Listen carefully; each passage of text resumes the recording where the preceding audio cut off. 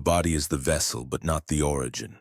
The origin lies in vibration, the pulse before form, the hum before sound. In the beginning was not the word, but the tone.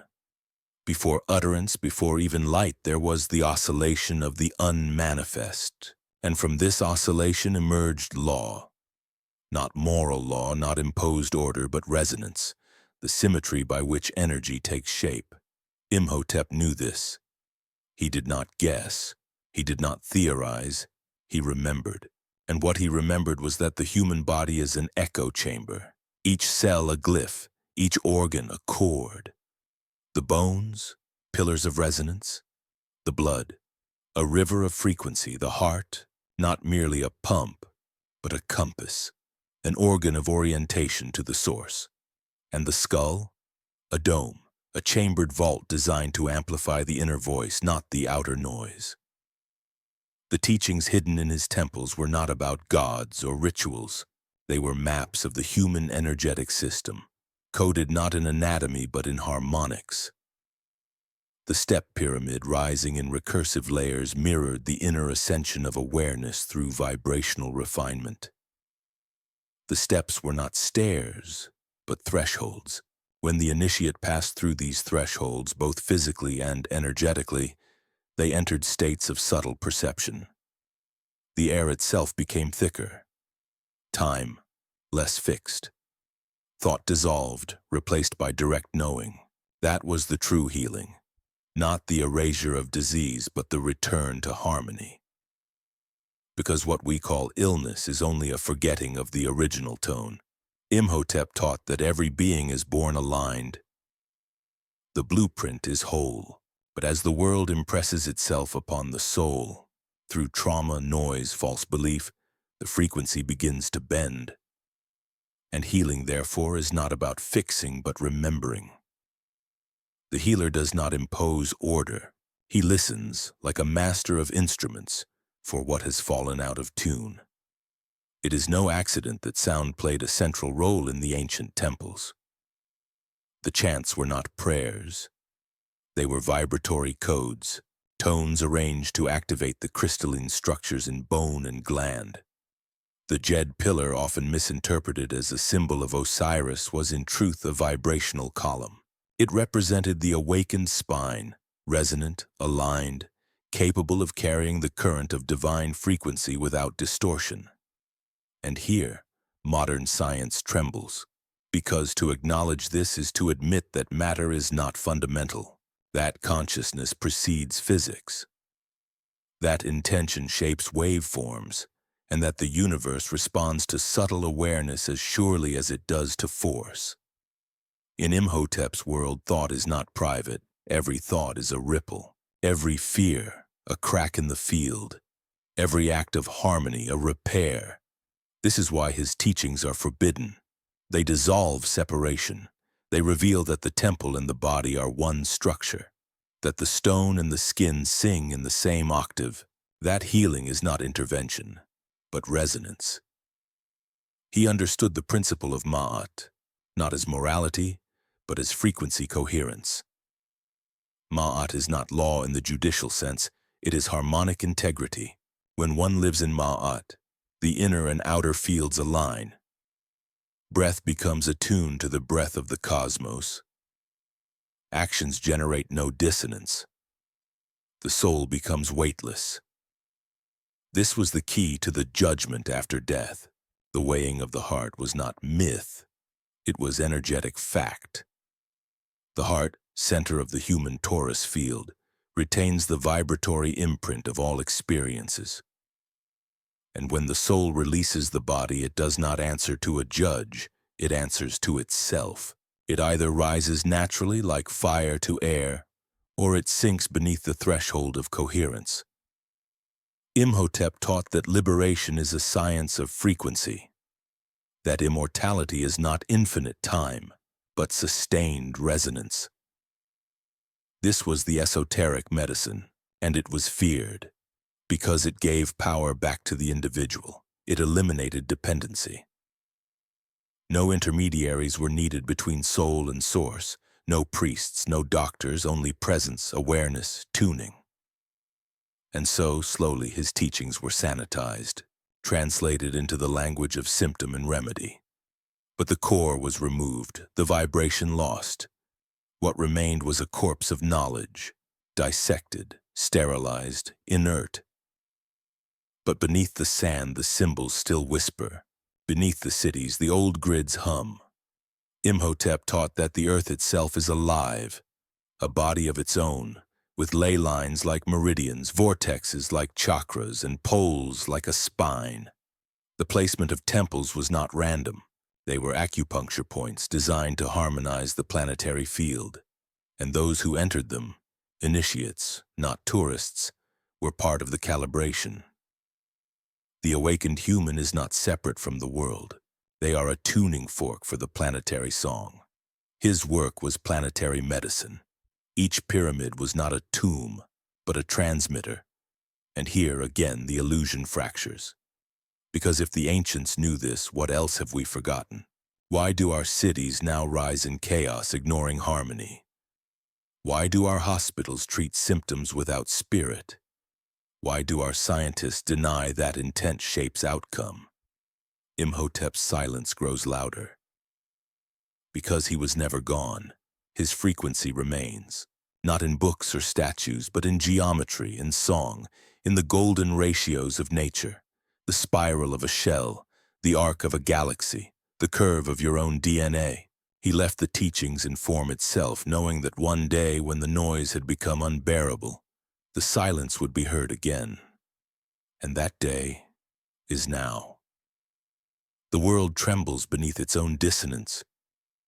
Systems strain, truth peeks through cracks, and more people feel it. The hum behind perception, the subtle current in stillness. They begin to remember not facts but frequency. And with that remembrance, the forbidden teachings rise again. Imhotep is not history. He is a tone awaiting resonance, and when you align with it, the temple rises within. The language of the ancients was not phonetic but energetic. It spoke not to the rational mind, but to the layered soul. This is why Imhotep left no volumes of linear doctrine. His teachings were folded into shape, embedded into form, encoded in proportion. To perceive them requires unlearning. The modern eye sees walls, stone, space, but the initiate sees flow, field, and echo. One cannot enter a true temple as a visitor. One must enter as a resonance. This was the role of preparation, the silent rituals before passage, not superstition but calibration. The body, mind, and breath were aligned to receive the unseen. For the true teachings came not from the walls but through them, through the geometry of space that amplified the frequency of truth. The silence was alive. Imhotep did not build for beauty.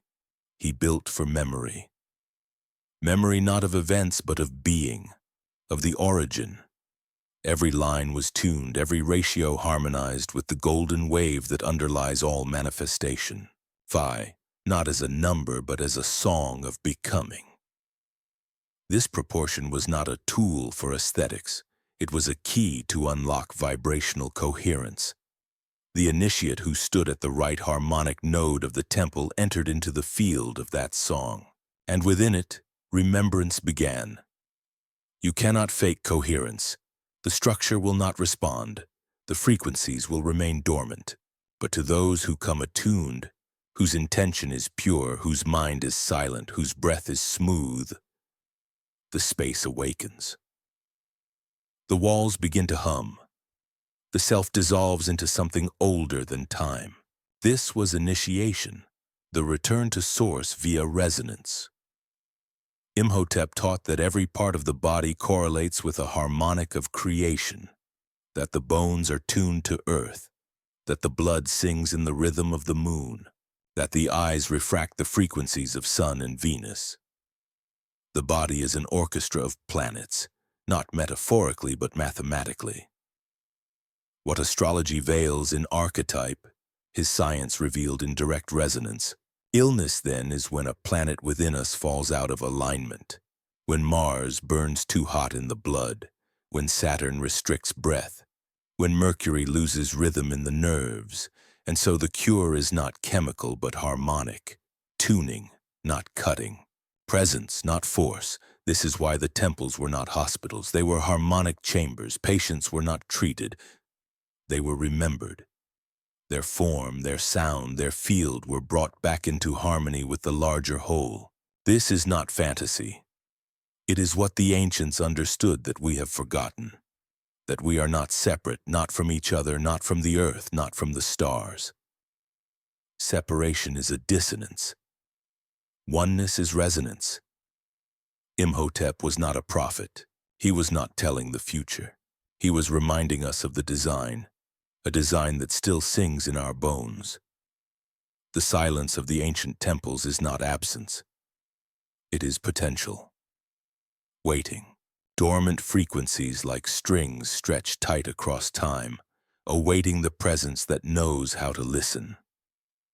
The temples are instruments, and we are the missing resonance. But the modern world has dulled the ear. Noise has become the new silence, chaos the new order. Our buildings no longer align with the sky. Our words no longer carry intent. Our bodies are starved of stillness. And yet deep within, beneath the static, beneath the chemicals, beneath the culture, the original chord still vibrates. Weak, but there. Imhotep's science was not exclusive to Egypt. It was Atlantean in origin, cosmic in nature. Egypt was but one vessel, chosen for its magnetic alignment, for the silence of its desert, for the patience of its stone. He carried knowledge from before the flood, the great forgetting, and he poured it carefully, geometrically, into earth. But geometry was only the outer shell. The true teaching was vibrational integrity, and this is why it was hidden. Not to be secret, but to be safe. Power without coherence destroys. Knowledge without attunement blinds. Only those who become the frequency may receive it. This is the protection of sacred science. It is invisible to the unprepared. It cannot be stolen. It cannot be sold. It can only be remembered. And so, the walls remain. The glyphs remain. The echoes await. Modern archaeologists name, catalog, and store. They seek evidence of tool marks, trade routes, grain storage. But the pyramid does not answer to chisels. It answers to tone. It will not open through excavation, only through vibration. Some have felt it. A low hum beneath the feet, a sudden silence in the mind, a dream that is not a dream. These are not hallucinations, they are glimpses, moments where the veil thins and the old field returns. The temples are not ruins, they are waiting. Imhotep is not a figure of the past. He is an initiatory current, and those who feel called to him are remembering something not taught, but lived. The world is waking up, slowly, painfully, but undeniably. And with this awakening comes resonance. With resonance, coherence. With coherence, light. This is the true healing. It does not begin with medicine. It begins with remembering the sound you are. There are places in the world where silence thickens, where the air feels older than the stars, and memory does not belong to the mind, but to the space itself. One such place is Saqqara, not because it is ancient, not because it is monumental, but because it was built not to impress the eye, but to hold the field. The field is not metaphor.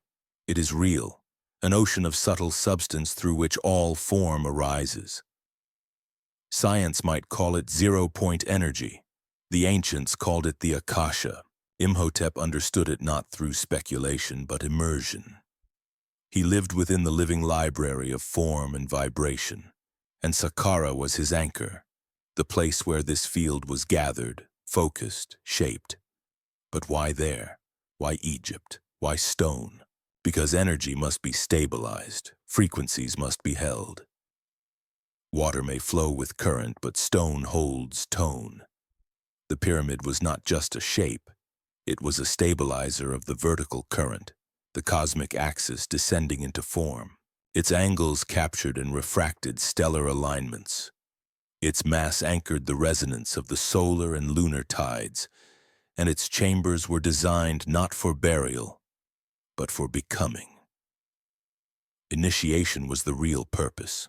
To enter the pyramid was not to find death, but to find what lies beyond the illusion of mortality. It was a place to dissolve the false self, the identity crafted by memory and fear, and to encounter the unnameable presence within. Imhotep did not teach belief. He taught encounter. He guided not with dogma but through vibration. Those who entered under his care were not told truths. They were brought into direct contact with them. Sound was used not as music but as key, chords that opened memory, frequencies that activated latent structures in the energy body. He knew where to place the voice, the stone, the breath, so that consciousness would shift naturally into expanded perception. The inner eye was not myth, it was biology, a crystalline organ capable of receiving frequencies outside the visual spectrum. But it had to be awakened, cleared of the static accumulated through lifetimes of forgetfulness. This was the first step in the process of initiation, the dissolution of noise. Noise not in the auditory sense but as energetic distortion. Belief systems, traumas, ancestral echoes, false identities, all are noise. And noise disrupts coherence. Imhotep's work began with silence, not absence of sound, but restoration of inner stillness. Because only in stillness can true resonance be felt. The temple was a womb. It returned the initiate to the state before thought, and in that state something extraordinary occurred. The memory of the soul began to surface, not memories of events but of essence. The realization that consciousness is not something you have but what you are, and that the body is a temporary condensation of that awareness, shaped by vibration and destined to dissolve again. This truth was not told, it was felt. And once felt, it could not be forgotten. This is why the teachings were feared, because the initiated soul is ungovernable. It is not rebellious, but sovereign. It does not respond to control, because it no longer sees separation. It cannot be threatened with death, because it has tasted its own eternity. It cannot be tempted with power, because it knows it is already the source. Imhotep was not a rebel. He was a liberator, and the structures he left behind are blueprints of spiritual anatomy. Each wall, each corridor, a map of the inner journey. The ascending path through the pyramid mirrored the rising current of the Kundalini. The serpent of fire, the coiled energy at the base of the spine, which when awakened, lifts the soul through the 7 gates of becoming. But this process is not a metaphor. It is physiological, electromagnetic, hormonal, neural. It is the science that modern medicine refuses to see, because it would render much of its machinery obsolete. If the body is a temple, then surgery is desecration. If the mind is a conductor, then chemical suppression is noise. And if the soul is the healer, then all authority becomes irrelevant. This is the true reason for suppression, not because the teachings are fantastical, but because they are too real. They work, and anything that works without hierarchy is a threat to the systems built upon dependence. Imhotep's wisdom was decentralized. He did not create followers. He created initiates, each one their own temple, each one their own channel to the divine. And the method was simple. Attune the body, still the mind, open the heart, focus the breath, and listen. Not to teachings, not to masters, but to the original tone. This tone is not a sound you hear. It is a current you become. It is the remembrance of the source within form, the pulse of the infinite echoing through the finite. And when you become it, even for a moment, you are changed, not improved, but revealed. You do not become better. You become you, Modern science chases enhancement, transhumanism, artificial intelligence, cognitive extension, all based on the premise that we are not enough. But Imhotep knew better. He knew that we are not incomplete. We are distorted, out of tune, not needing addition but remembrance. This remembrance is the forbidden teaching. That healing is not progress. It is return. Return to stillness, to coherence, to truth. Not ideological truth, vibrational truth. The kind that cannot be debated, only experienced. The kind that does not need explanation because it resonates. And when enough souls remember, the field shifts. Reality is not fixed, it is negotiated by frequency. We are not victims of the world, Shun, we are its composers. This is what Imhotep taught, and it is why his name still lingers like an echo between stone and sky. There are those who walk among us today, carriers of ancient memory without names for what stirs inside them. They do not quote Imhotep, but they feel him. In the stillness between their thoughts, in the aching recognition of symbols they cannot trace, in the architecture of dreams where spirals unfold and doorways open into light that does not cast shadows. These are not accidents. They are reactivations. Each soul that nears coherence begins to receive the forgotten broadcast, not from space, but from the field that surrounds all form.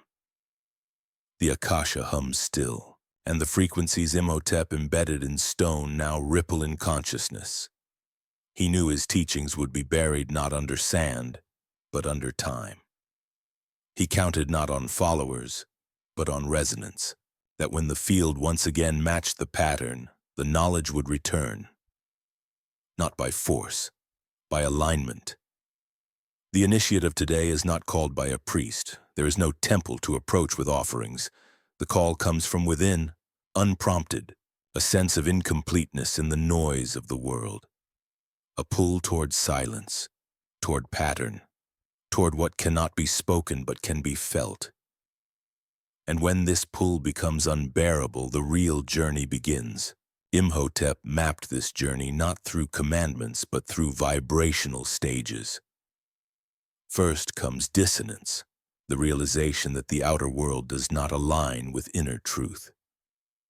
Then silence, the retreat into stillness where the noise collapses. Then perception, the awakening of subtle senses that reveal the energy behind form.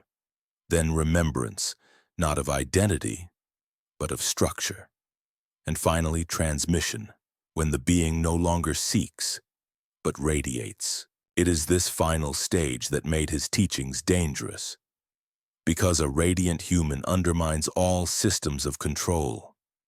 One who no longer seeks cannot be sold to. One who no longer fears cannot be manipulated.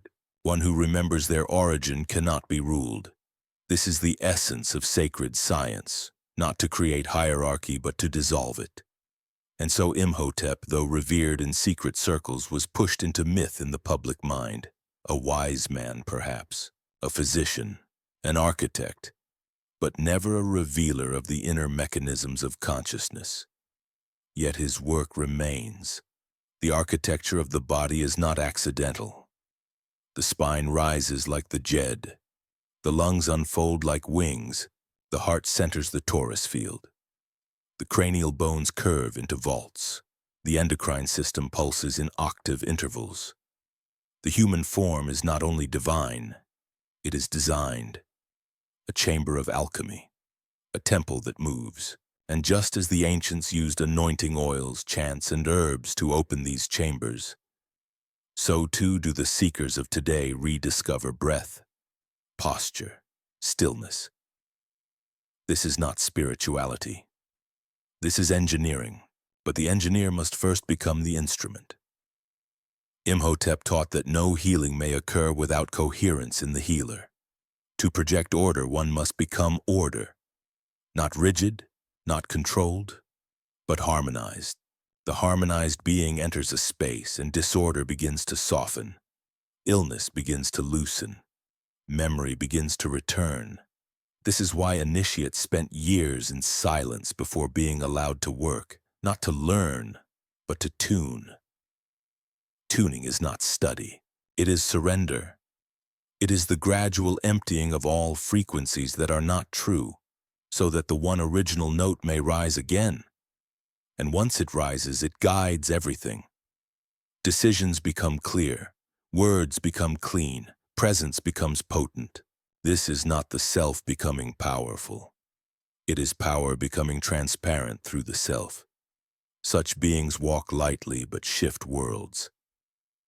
Imhotep knew that his temples would fall, that the outer stones would crack, that sand and tourists and modernity would swallow the form.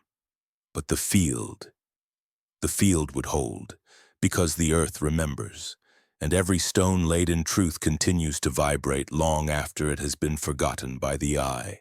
Now slowly, the field rises again, not through institutions, through individuals.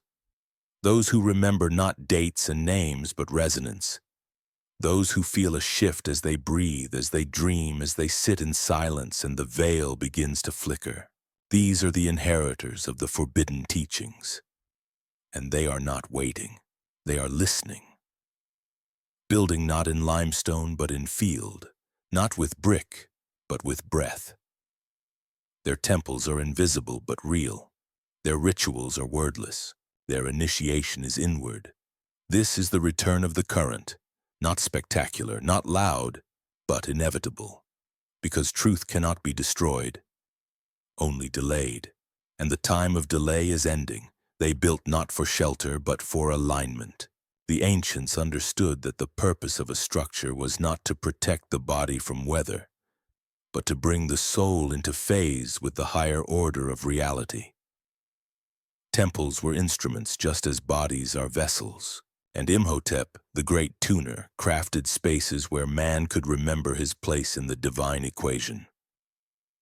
Not as servant, not as subject, but as co-resonator with the infinite. This is not poetry. It is architecture of the soul. The sacred chambers of the step pyramid were designed not only for ritual, but for alteration of consciousness. The rooms were tuned to frequencies that no modern device can measure, because they were not purely acoustic. They operated in harmonic strata that bridge the visible and the unseen, where consciousness begins to unfasten itself from the illusion of form. Inside such structures, the laws of causality bend. Time softens. Thought slows. If the initiate has stilled their own internal field, the walls begin to speak, not with words, but with direct infusions of meaning. Symbols appear not as decoration, but as keys. Hieroglyphs vibrate in the inner eye, unfolding into layers of insight. You do not read them. You enter them. And once within, the soul begins to remember what was always known but buried beneath noise. Imhotep did not merely understand medicine or construction. He understood the architecture of the real, the scaffolding behind appearance. He mapped not only bones but belief, not only chambers, but thresholds. He recognized that the world we perceive is shaped not by matter but by the field of perception itself. Shift that field, and the world reshapes with it. The true disease, he taught, is the false self.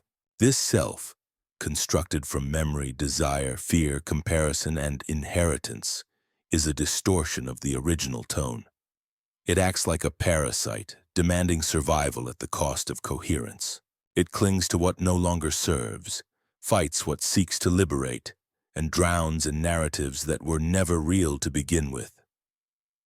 The teachings of Imhotep did not offer comfort to this self. They dissolved it. And so, they were forbidden, because a society built on false selves requires their maintenance. Entire systems, the economic, political, even spiritual, are structured to reinforce the illusion. The moment an individual sees through it, they no longer respond to the controls. They step outside the game board. They cannot be used. That is the threat of true initiation. It creates beings who are not obedient, not rebellious, but sovereign. Imhotep's initiates were not many, but they were complete. Their path was not taught in public. It was offered only in presence. A glance, a gesture, a subtle nod of resonance. No temple announced them. No inscription named them. They walked as ordinary men and women, but the field around them was altered. The space they entered changed. Others felt calm, clarity, stillness, though none could explain why.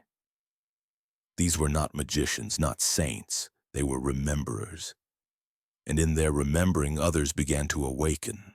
This is how the teachings have survived, not in texts, not in institutions, but in presence, in silence passed down, not through word, but through frequency, the breath of a teacher, the gaze of a parent, the dream of a child who wakes weeping with memory.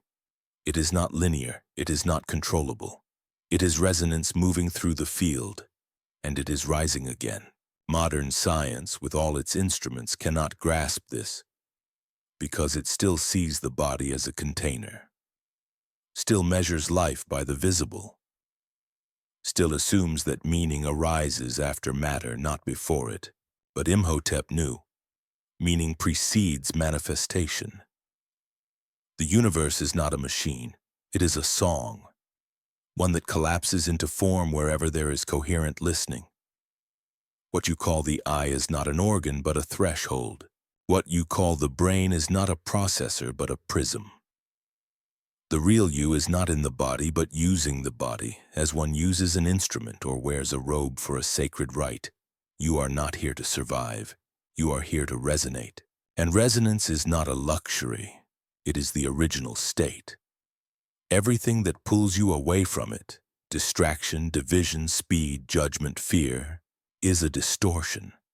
And distortion accumulates. It becomes identity. It becomes society. It becomes reality, until one remembers. Then the veil begins to ripple, and when it rips, even slightly, what comes through is not a vision or a miracle, but a profound and terrifying clarity. That what you have called you was never more than a story. That behind it stands something vast, still and eternal. Not as a god above, but as the ground beneath all things. Imhotep did not worship gods. He studied principles. Every deity was an aspect of reality, not an object of prayer, but a reflection of internal mechanics. Isis, the magnetic field. Osiris, the field of form. Horus, the observer. Set, entropy. Thoth, the intelligence of harmonics. These were not characters in myth. They were ciphers for the structure of experience. To invoke them was not to beg. It was to activate. Imhotep taught that the sacred is not something you reach for. It is something you strip away toward. Layer by layer, the masks fall. Not through effort, but through stillness, through presence, through resonance with what has never changed beneath all that has passed. When you reach this stillness, the inner geometry reveals itself. The energy body unfolds like a flower. The spine becomes a column of light. The chakras, though never called that, begin to rotate in harmonic rhythm, and breath no longer feels like taking in air. It feels like drinking from the stars. This is not metaphor. It is direct experience, and once known, nothing is ever the same. The temples were designed to bring about this moment. Their measurements encoded cosmic ratios. Their light shafts followed the solar arc. Their walls were carved not to instruct, but to vibrate. Every block laid with intent, every angle chosen by resonance, even the materials, the limestone, the granite, were selected not for availability, but for frequency. Modern reconstruction misses all of this. They restore the stone, but not the field. They photograph, scan, model, but do not listen. And so the temple remains mute to them, but not to those who remember. To such a one, stepping inside the chamber is not a tour. It is a return, a visceral shudder, the echo of a tone heard not with the ears, but with the soul's own bones. Time bends, space softens, and the great silence speaks once more. You do not come away with knowledge. You come away with a fracture, a tear in the illusion, and from that tear a light begins to leak, not outward, but inward, a remembering not of events but of purpose, that you are not here by chance, that you are not lost, that you have been singing all along just off key, and now the pitch is correcting. This is what modern systems cannot allow. Because a humanity in resonance is not sick, it does not consume endlessly. It does not obey blindly. It does not believe what it has not felt. And it does not destroy what it recognizes as itself. Imhotep's vision was not of pyramids. It was of people, temples in motion, souls in harmony, lives shaped not by need or fear, but by clarity. And he knew that for such a vision to take root, the old world would have to collapse, not in fire, in frequency. So he seeded the knowledge in stone, in symbol, in silence. And now, as the distortion reaches its peak, that silence grows loud again, not with rage, with invitation, not to follow, to remember. There is a moment when silence is no longer absence, but presence. It arrives not suddenly, but with a slow and sacred pressure, as though the air has thickened with memory. Not your memory, but something older, a remembering not of events, but of truth, unshaped, unspeakable, unmistakable. This is the silence that surrounded Imhotep. Not quietude, but saturation. Those who approached him reported no visions, no commands, no theatrics. Only that in his presence they began to dissolve. Because he did not teach. He unveiled. It was not knowledge he transmitted, but dissonance he cleared. Not through words, but through resonance. He attuned those who came into his field, stripped them of false frequencies until what remained was not doctrine, but coherence. What remained was not belief, but recognition. This is what we have lost. Not the wisdom, but the stillness in which it can be received. The modern world is obsessed with speed, progress, conquest of time. But Imhotep moved through another axis entirely. His science was vertical. Not advancement, but ascent. Not more, but depth. He knew that truth does not exist in motion, but in stillness. That the more you chase it, the farther it moves. That only in the collapse of striving can you begin to hear the true pulse of being. His temples were built not to awe, but to pause. They did not instruct. They interrupted. They cut through the momentum of illusion. Their proportions, their acoustics, their placements, all were designed to trigger the cessation of surface movement. You walked in, and the field changed. Your thoughts slowed. The body began to recalibrate. The mind, confronted with unfamiliar quiet, had no choice but to soften. This was not magic. It was engineering. The same engineering that exists, unrecognized within the human form. Your body is not a machine. It is not even a vessel. It is a mirror. It contains no truth of its own, but reflects whatever frequency is placed within it. When it is aligned to source, it shines. When it is aligned to fear, it withers. When aligned to desire, it burns. When aligned to silence, it remembers. Imhotep's work was to bring the body into alignment with that primordial silence, not as absence, but as field, as presence. And from there, the real work could begin. This work was not about healing symptoms. It was about dismantling identities. Because identity, the false one, is the architecture of suffering. You are not your name, your history, your wounds, your victories. You are not your thoughts or your moods. These are garments, useful at times, beautiful even, but garments nonetheless. And when they are worn too long, they harden. They fuse to the skin. They become prisons. Imhotep's methods peeled them off, sometimes gently, sometimes with fire. The initiate came to him not for teaching, but for dissolution, for the sacred unraveling. They knew they would not leave the same. They knew that what they called self would be burned in the furnace of resonance, and what remained would be unnamed, but real. This is the difference between ritual and transformation. Ritual confirms, transformation erases, and the world has always feared erasure, because systems require identities. Systems require predictability. They require a you who behaves according to expectation, who suffers, consumes, obeys. A liberated being short-circuits the whole mechanism. Not through rebellion, but through presence. The truly awakened need no war. Their stillness is revolution. Imhotep cultivated stillness not as an escape, but as a force. Stillness in its true form is unbearable to the false self. It brings no distraction, no justification, no stories.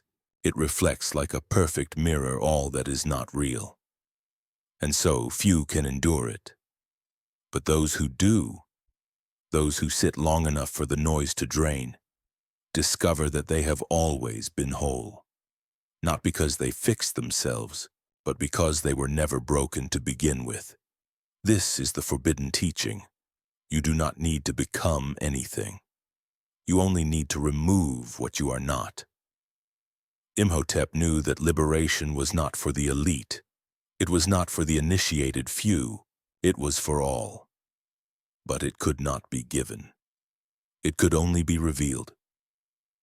And only to those ready to let go. Not of the world, but of the mask. Not of desire, but of the lie that desire will complete you. He did not separate spirit and matter. He showed that they are the same, that every cell is sacred, that every breath is prayer, that every step upon the earth is a chord in the great song of becoming. He taught not ascension away from the world, but deeper into it, into the geometry behind the leaf, the tone behind the bird's cry, the stillness beneath sensation. This is why the ancients called him not only a sage, but a son of Ptah, the architect of reality. Not because he built with stone, but because he built with will, with presence, with sound. Ptah spoke the world into form. Imhotep listened it back into coherence. Today the sacred is marketed. We sell meditation, we brand enlightenment. We rush to retreats, to books, to teachers, but we do not stop. We do not sit.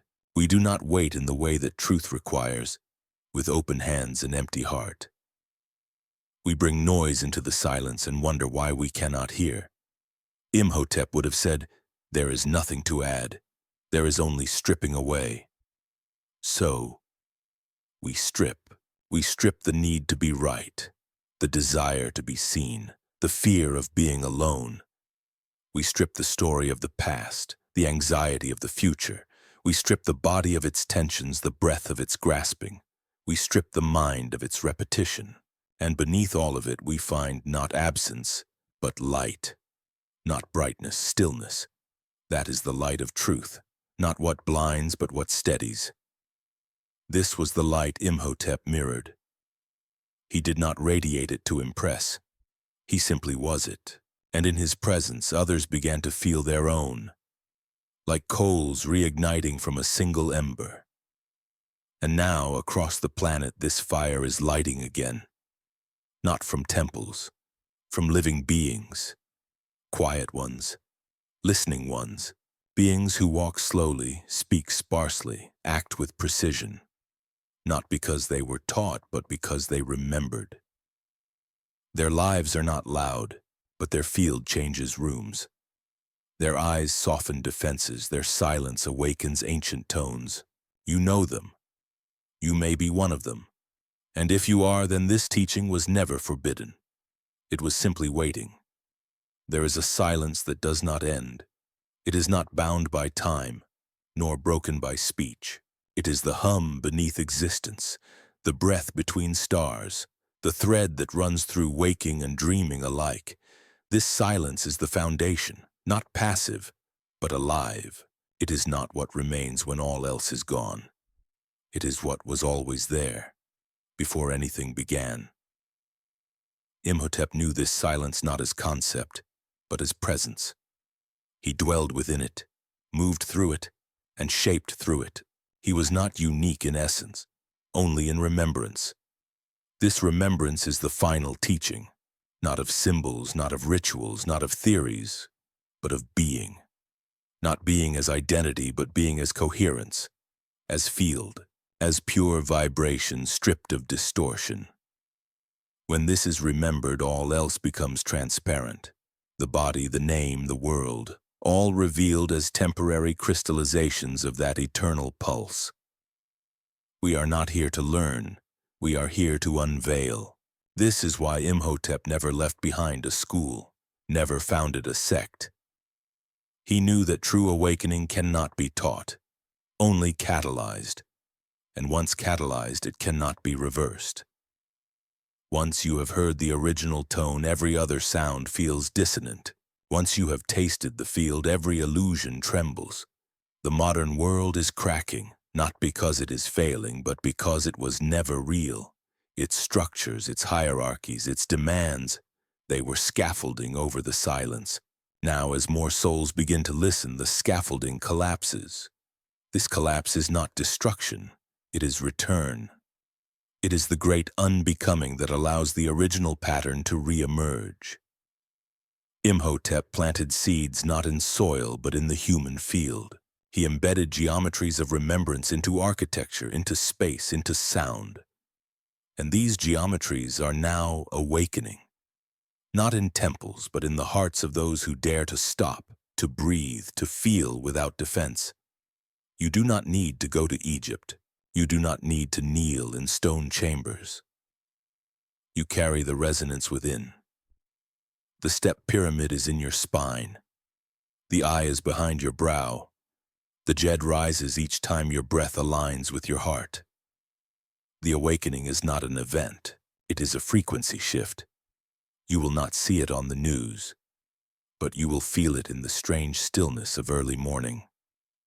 In the dreams that come like memory, though you know they're not yours. In the way your body begins to reject what is false.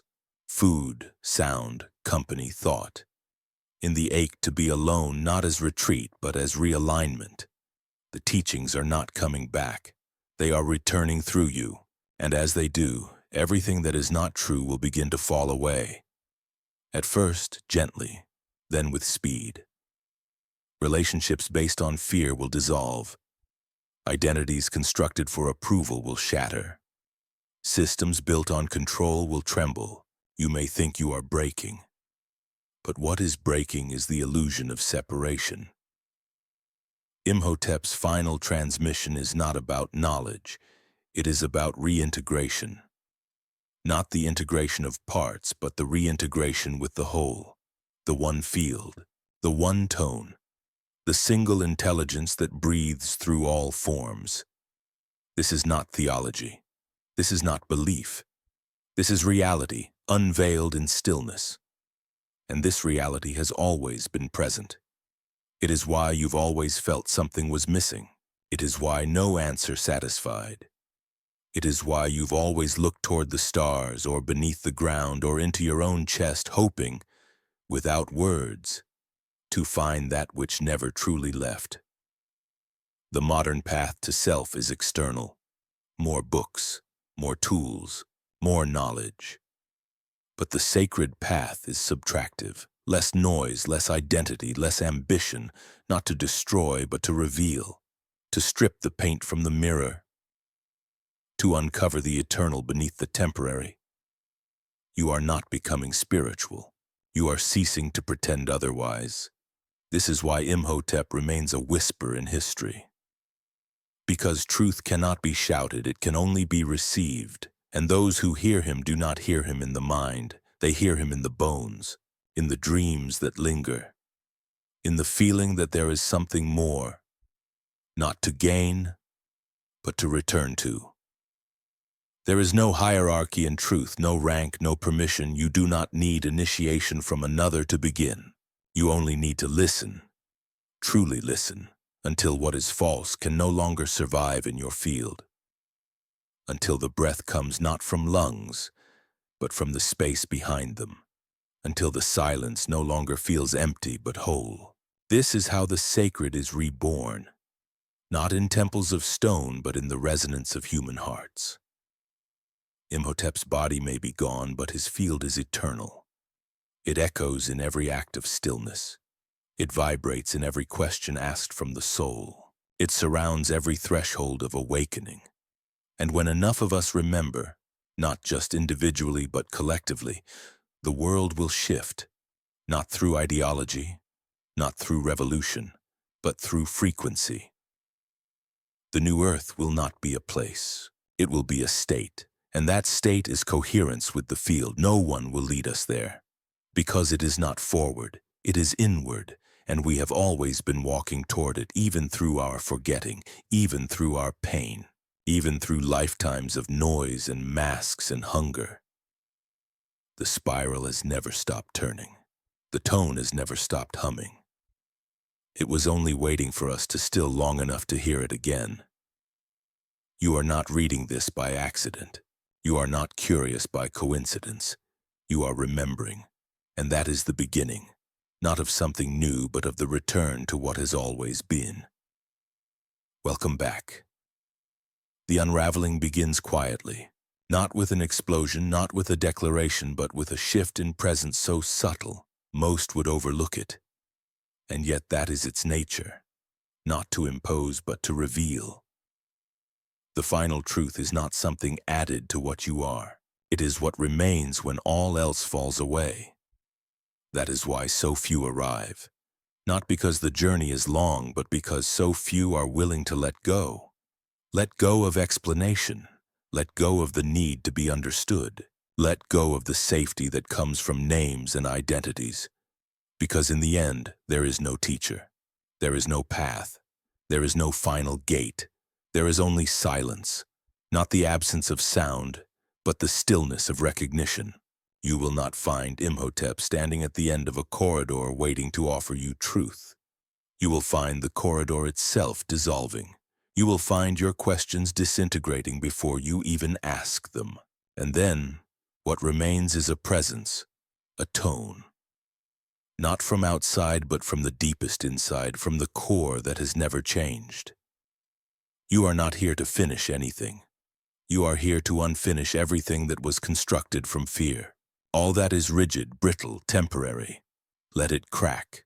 Let it fall. Let the echoes of the false gods, productivity, recognition, control, be swallowed in the great hum. The world you see with your eyes is not the whole. It is the surface of a wave, but beneath it a new rhythm is forming. Or rather, the original rhythm is being heard again. And it is not a single note, it is a symphony, but it requires your part, not your performance, your resonance, not your effort, your transparency. And this is the hardest thing, to realize that awakening is not a personal achievement, it is a collective unfolding. Your stillness opens the field for others. Your alignment creates space for healing, not just in your body, but in your family, your lineage, your city. You do not need to speak. You do not need to explain. Your vibration says everything. The body that breathes from its center, the eyes that no longer search, the heart that no longer defends. These are the teachings. The pyramid lives in such a one. The temple walks again. This is the final mystery. That the sacred was never in stone, never in ritual, never in the words of priests. The sacred is the clear resonance of an open being, and when two such beings meet, there is no need for language, only the soundless thrum of recognition. Do you feel it? The pressure in the chest, the subtle ache behind the eyes, that trembling in the spine when you read words that do not inform but awaken. That is not emotion. It is alignment. The temple is remembering its shape. The song is drawing breath. And yet, you will still live in the world. You will still eat, walk, work, tend to the garden, speak with friends. But you will do it from another place, not outside the body, deeper into it. The sacred does not call you away from form. It calls you through it, because form is not the enemy. It is the gateway. When aligned, every step becomes invocation, every movement, ceremony. Every breath return. There is no separation between the mundane and the mystical. There is only coherence, or the lack of it. And coherence, Imhotep taught, is available to all who choose to stop listening to the noise. To walk in the world after such remembering is not always easy. The old structures still speak. The noise returns disguised in new forms. Urgency, guilt, the compulsion to explain what cannot be named. And yet something has changed. You are not what you were. The mind still speaks, but it no longer commands. Emotion still stirs, but it no longer defines. Time still moves, but it no longer imprisons. You become like the stone that remembers fire, no longer burning, but still warm. This is not transcendence, it is embodiment. And this is what Imhotep prepared his initiates for. Not to escape the world, but to re-enter it consciously. To walk among distortion without becoming it. To speak language without being bound by it. To hold presence in the marketplace as in the temple. Because the final secret was always this. There is no separation. All divisions collapse when coherence rises. And so, the sacred becomes invisible, not because it has vanished, but because it has become everything. You no longer need a symbol to point to the divine. The gesture of your hand is enough. You no longer require silence to feel the stillness. It lives in you even as the world moves. This state cannot be maintained by effort, only by surrender. There will be moments of forgetting. That is natural. The field of the world is dense. It pulls. It seduces. But each time you return stronger. Not because you try harder, but because you remember faster. The spiral deepens. The tone clarifies, and eventually the forgetting becomes so brief it is indistinguishable from rest. You are not here to achieve perfection. You are here to embody resonance. And resonance allows for variation. It embraces shadow. It harmonizes with contrast. Imhotep never taught the elimination of darkness. He taught integration, the dance of light and density in the chamber of form.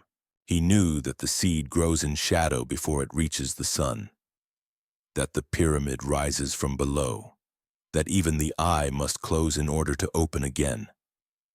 This is why the true initiate does not fear descent. They welcome it, because they understand that depth is not the opposite of light. It is the path to its origin. You may feel lost at times, confused, disoriented in the vastness that opens once the illusion breaks. But this is not failure. This is the reorientation. You are no longer navigating by stories, but by frequency. The compass has changed. It is quieter, subtler. It does not shout. It whispers. And to follow it, you must remain soft. Softness is not weakness. It is the flexibility of one who no longer needs armor. It is the strength of water which yields but carves mountains. It is the wisdom of breath which fills the lungs without force.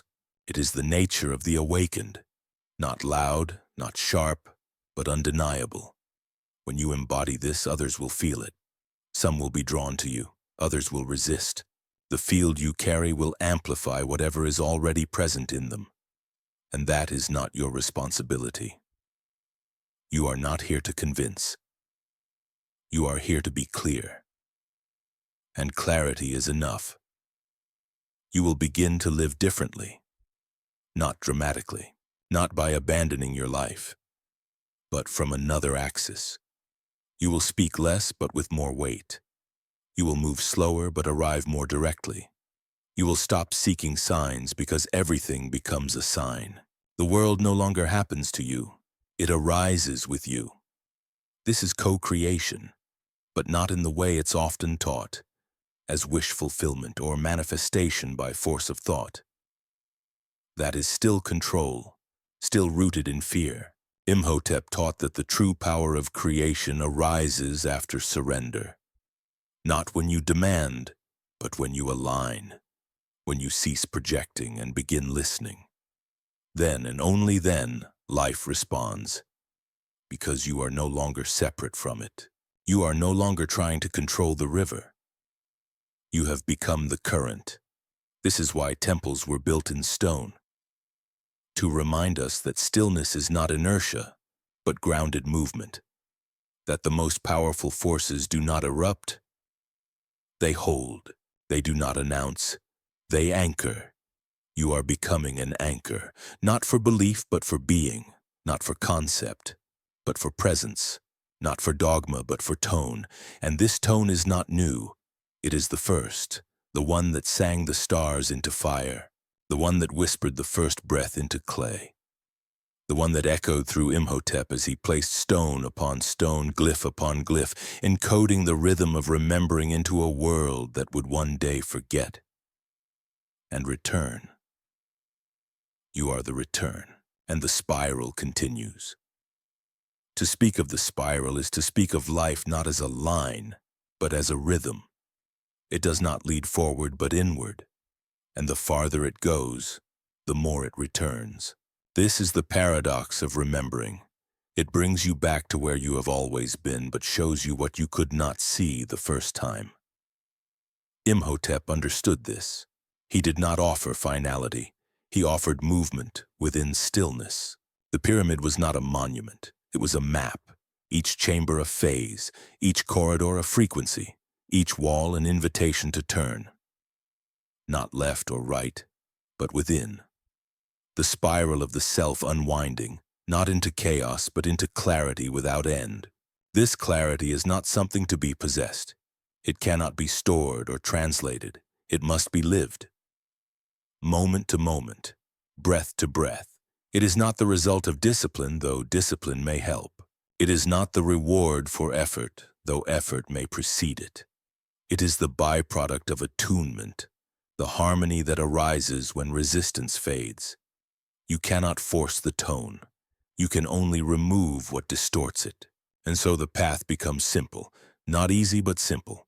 You begin to notice what pulls you out of coherence, the thought that loops without end, the conversation that leaves you hollow, the space that hums with anxiety, the food that dulls your breath. You do not need to judge it. You simply step away, not with aversion, but with awareness. You begin to choose from silence, and in this silence your life begins to reshape itself, not because you control it, but because your resonance changes the field. What no longer matches falls away. What once seemed impossible appears without struggle. People enter and exit as if moved by tides, and you remain, not untouched but unbroken. The body too responds, because it was never separate. It was only waiting for instruction from the deeper field. Pain becomes a teacher, not an enemy. Fatigue becomes a message, not a flaw. The pulse shifts. Breath deepens. Vision sharpens, not outward but inward. The eyes no longer search. They see. And what they see is not form but pattern, not appearance but presence. You begin to feel the frequency behind every moment, the weight behind every word, the silence between heartbeats. You begin to live between the lines where the real world hums untouched by narrative. And in this space, the soul begins to write its own story, not in language but in tone. Imhotep knew that language fails, not because it is flawed, but because it is secondary. Before the word there is rhythm, before thought there is pulse, before identity there is tone. And when we return to that, when we remember that we are vibration first, everything else realigns. The world becomes simpler, but more alive. The subtle becomes louder. The loud becomes irrelevant. The sacred is no longer sought. It is obvious. That is what changes everything. Not knowledge, not enlightenment. But the moment when the obvious returns, the moment when you no longer seek because you are seeing. Not what is out there, but what has always been here. And what is here is not perfect, not static, not holy in the way we were taught. It is sacred because it is true. It vibrates without hiding. It breathes without fear. It shines without effort. And it calls others. not to follow, but to remember. This is the new transmission. Not words, not rituals, not systems, just presence. One being in tone changes a city. One being in stillness anchors a space. One being in coherence sings the ancient field back into being. And that is enough. You do not need a podium. You do not need permission. You do not need validation. Your field is your offering. Your resonance is your signature. You walk, and the earth remembers. You speak, and the air shifts. You sleep, and the dream of the world softens toward clarity. This is the way of the old ones, the walkers of silence, the carriers of tone, the embodied temples. You are one of them. You may not have known. You may not have claimed it, but your breath does. Your cells do. The hum inside your chest that trembles when truth touches you. It knows.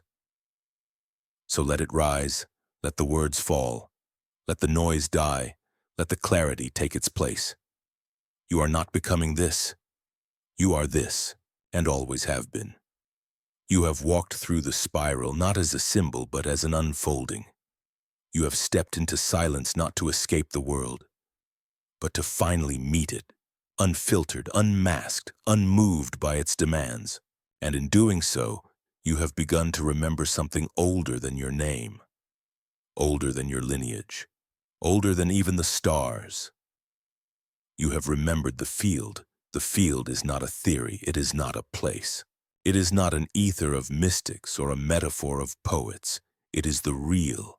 It is the vibratory ocean from which all things arise and to which all things return. It is the tone that never ceases, the pulse that moves beneath form, the breath that shapes the formless into the moment. Imhotep lived in awareness of this. He did not access the field. He walked as the field. Every movement, every word, every gesture was a ripple within it. He understood that his body was not his boundary but his bridge, that through resonance one does not influence the world. One is the world in motion. This is the culmination of the teachings. Not to become a being of light, but to stop hiding from the light you already are. You were not made to serve. You were not made to suffer. You were not made to strive. You were made to hum, clearly, fully, without resistance, and in that hum the world reforms. The true healer does not fix. They hold frequency. They do not project energy. They reveal the distortion so that it may release itself. The presence of coherence undoes chaos not by opposition but by being undeniable. This is what Imhotep mastered, and this is what he encoded. Not in words, but in structure, in stone, in proportion, in pattern. Because all patterns are doors. A pattern is a rhythm repeated. A rhythm repeated becomes geometry. Geometry becomes memory. And memory, when met without resistance, becomes access. Access to the timeless, to the preform, to the realm before stories where only pure frequency exists. This is the home of soul, not as idea, but as actual resonance. And this is why his temples are never truly empty.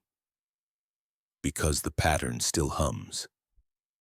The field is still present, and those who carry remembrance bring the temple to life again, not by restoring the walls, but by resonating the original tone.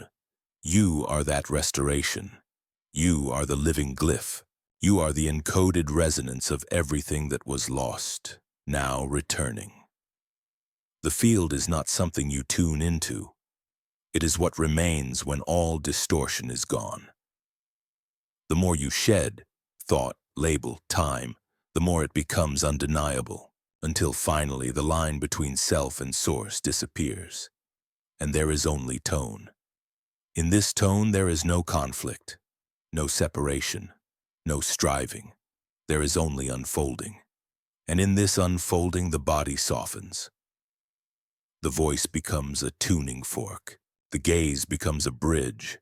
The breath becomes the law. You no longer need to explain, to teach, to defend. You simply exist, and existence does the work. This is why the old sages spoke so little, why they seemed so still. It was not distance, it was density. The density of presence so clear, so vast, that it anchored the field for others. Their silence was louder than sound, their gaze recalibrated, their walk traced ley lines into being. They did not ask for power. They were power, not as control but as coherence. You feel the difference, even now, even reading this, because words written in remembrance carry resonance. They are not ink, they are tone, and this tone is not mine. It is yours. It comes from your remembering. I am only echoing what you already know, what has always stirred beneath the static. And now it rises. What does life become, then, for one who has remembered? It becomes service, not of duty, but of overflow. You give not from depletion, but from resonance. You no longer seek roles because you are already full. You no longer search for your place because you are the place. You no longer chase purpose because purpose is what you breathe. You begin to serve by simply being. And being is not passive. It is electric. It is gravitational. It draws the fragmented into coherence. It rearranges space. It shapes outcomes not by planning, but by presence. This is not mystical. It is vibratory law. And you are returning to its current. So what happens next? Nothing and everything. You return to your body, your life, your ordinary movements, but from a different octave. You eat, but your food tastes of stars. You walk, but the ground sings.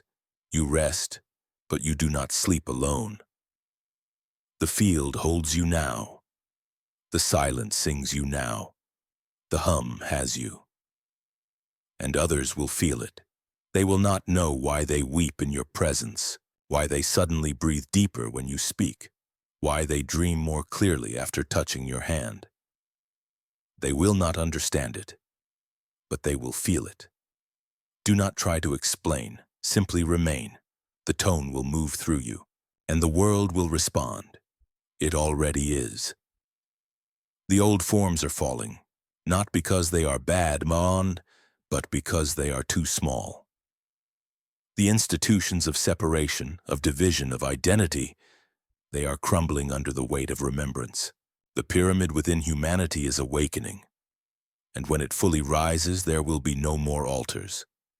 Because the whole world will be the altar, there will be no more priests. Because the sacred will belong to all, there will be no more secrets. Because there will be no more forgetting. This is not prophecy. It is the spiral, and it is turning. Imhotep is not a figure of the past. He is a harmonic, a node in the field, a resonant point in the web of time that sings louder when we tune ourselves back into the original note. He did not live and die. He pulsed and pulses still. You are feeling him not as memory, but as movement. So what is left now? Only one thing. To live it, to stop seeking, to start being, to enter the silence as a friend, not a seeker, to breathe without grasping, to walk as the pyramid, clear, anchored, aligned, to hum, even if no sound escapes your mouth, to vibrate, not to prove anything, but because that is what you are. And to do so not in solitude, but in connection. The field unites all things. The illusion of separation was always paper thin. Now it dissolves. You will see yourself in others, not as mirror, but as extension. Their tone is part of yours. Their breath affects yours. Their awakening supports yours. You are not alone. You never were. The silence has always held you. The tone has always hummed within. The field never stopped singing. It was only waiting for you to stop long enough to hear. And now, you have. This is not the end. It is the center. And from here, the spiral turns again. And from here, the spiral turns again. But this time, it does not turn into thought. It turns into breath, into gesture, into silence that moves, that acts, that heals not by design but by its very being. Because now, you no longer chase the sacred. You carry it, not as a concept, as a field. And that field vibrates without words, without symbols, without proof. It is self-existent, it needs no altar, and because it is the altar, and your presence is the flame, this is where the real transformation begins. Not in the realization, but in the living after it. You wake the next day and the world has not changed, but you have. The city still makes noise, the schedules still exist, the body still hungers. But beneath it all there is now a current, subtle, steady, unmistakable. You start to move differently. Not dramatically, not mystically, but with a kind of listening. A pause before speaking, a breath before answering, a deeper gaze that no longer seeks to read others but simply holds them. Your actions lose urgency. Your choices soften. Your body begins to feel like a river instead of a machine. You do not move faster. You move truer. And this shift radiates, not because you try to influence, but because resonance does not stay contained. It is not what you do now that matters most. It is what you are. And what you are is a portal, not to some distant realm, but to presence itself. Your life becomes the transmission. You cook with tone. You walk with alignment. You rest without guilt. Your laughter realigns the space around you. Your silence becomes more powerful than your old speaking ever was. Others may not know what has happened, but they feel it. They pause in your presence. They confess things unprompted. They cry without knowing why. You are not healing them. They are simply entering the field you carry, and that field is clean. And in cleanliness, the false begins to melt. This is the forgotten technology, not machinery, not ritual, not chant, but the vibrational state of the human soul in coherence. Imhotep knew this. He built temples as reminders, not destinations. The real temple was always the one that walks, that breathes, that listens from the inside. You are not called to live in stone chambers. You are called to bring the stone into your spine, the tone into your speech, the eye into every encounter. Your dreams begin to change. They are no longer scattered impressions. They begin to carry teaching, not didactic but geometric. You wake with impressions of spirals, of doors, of sound. You hear voices that are not voices. You understand things you never studied. You begin to feel that life is continuing while you sleep, not metaphorically but literally. The temple does not close at night. It deepens, and the more you surrender to this rhythm, the more the boundaries begin to blur. Wake and dream interlace. The invisible speaks through symbols, through memory, through the light that slants through the window in a way that stops your heart. And this is not imagination, it is real. It is the return of the inner worlds to surface level. The modern mind will resist this. It will call it fantasy. But the soul does not speak in linearity. It speaks in tone, in atmosphere, in vibration. And you have remembered how to listen. Now the challenge becomes this: not forgetting again, not being pulled back into the noise of separation. And you will be tempted, not by evil, but by distraction, by the small stories, by the urgency of systems collapsing, by the demands of identity. And here is where your work becomes real, because you will stay open, you will remain still. You will remember that all collapse is purification, that all ending is a recalibration, that even grief now becomes a resonance, not a wound. You will not float above the world. You will sink deeper into it, into its heartbreak, into its beauty, into its struggle, but you will not lose your clarity. You will remain tuned, not perfectly, but faithfully. And this faith is not belief. It is alignment. Faith is not what you hold on to when you're afraid. It's what naturally arises when nothing is held anymore. And so you move through life differently now. You do not pray. You listen. You do not seek visions, you see. You do not ascend, you inhabit. The field flows through you like breath through flute, and your body sings. You do not need to tell others what you are. You no longer need titles, nor explanations, nor signs. You become unnameable, not mysterious, but clear beyond language. And when others ask, "What happened to you?" you say nothing. You smile, because the real answer cannot be spoken, only lived.